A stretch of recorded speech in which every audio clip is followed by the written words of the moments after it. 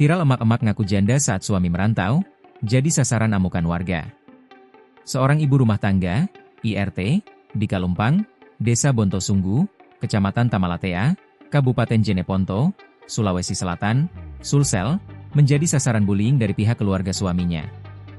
Kejadian memalukan ini pun viral di media sosial Facebook oleh akun Rismawati Tayu. Rumah yang dihuni IRT tersebut dibongkar warga lantaran malu memiliki tetangga tukang selingkuh. Hari ini dilakukan pembongkaran paksa rumah pelaku perselingkuh N oleh pihak keluarga lelaki, tulis postingan video Rismawati Tayu, Minggu, 6 April 2025. Dari tayangan video itu tampak gaduh.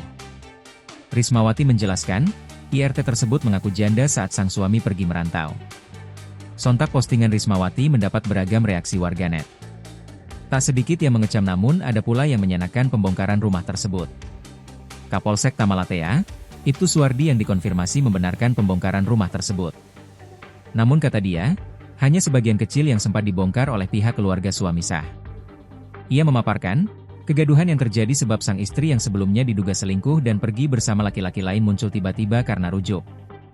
Bahkan wanita tersebut datang atas permintaan mantan suaminya yang menerimanya kembali.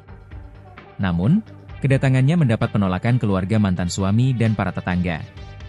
Bahkan sebelumnya, mantan suaminya sempat menyepakati perjanjian hukum adat agar istrinya tidak boleh menginjakan kaki di Desa Bontosunggu. Atas kejadian tersebut, keduanya diusir keluar kampung karena diketahui telah rujuk.